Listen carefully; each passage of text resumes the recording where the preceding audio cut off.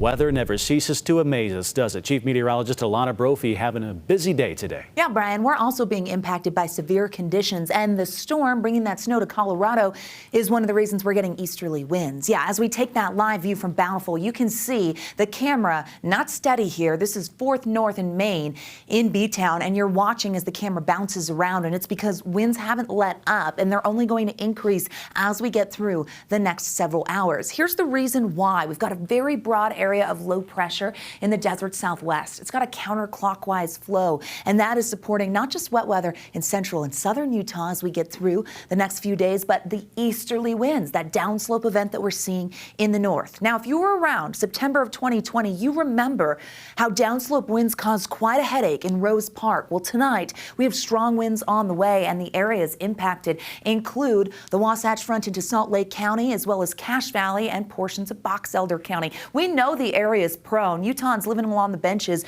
know which areas are going to see those very strong winds.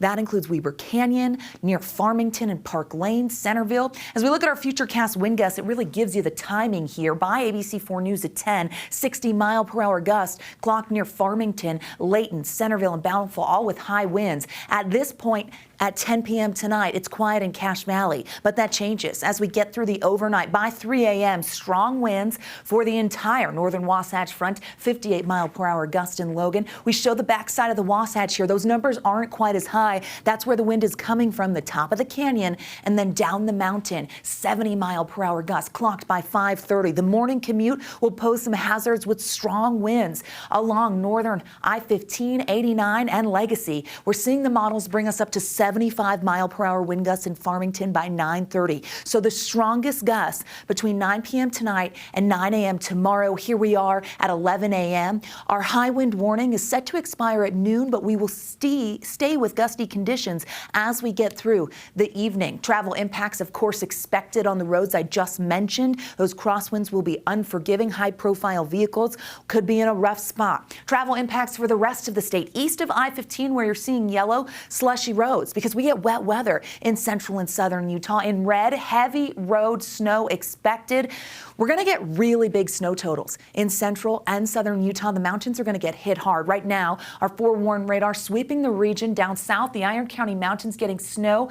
And then you look towards Kanab, where we've got some moisture. Winter alerts are posted because this is late season, especially for central and southern Utah. Winter storm warning for the central and southern mountains, La Salle's and Abajos and eastern Uintas. Winter weather advisory for the western Uintas and south central Utah. All of these areas are expecting accumulating snow. Futurecast takes us through the timing. We watch by 8 p.m. tonight that wet weather in Castle Country towards Emery into Loa near Bryce Canyon. There we go, off to the races. ABC4 News at 10. A lot of this moisture staying east of 15 today.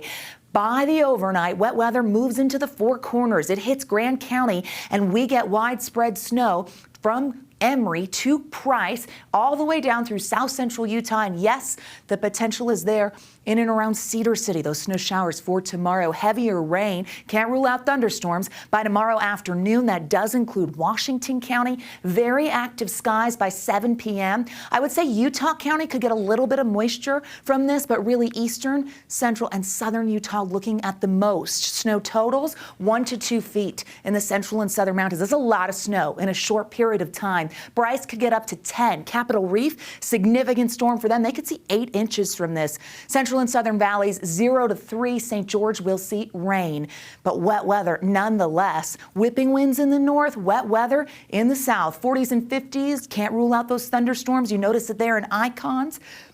Temperatures dropping in the south and wet weather on the way. St. George shows tomorrow with the rain showers. Forewarning you, that's the best chance for Washington County to get that moisture. Isolated showers into Saturday. We're not really going to clear the system until probably Saturday afternoon. Gusty winds in the north tomorrow, but again, peak winds overnight. Dry conditions as we get through the weekend with a warming trend in the north as snow stacks up in the central and southern mountains down south.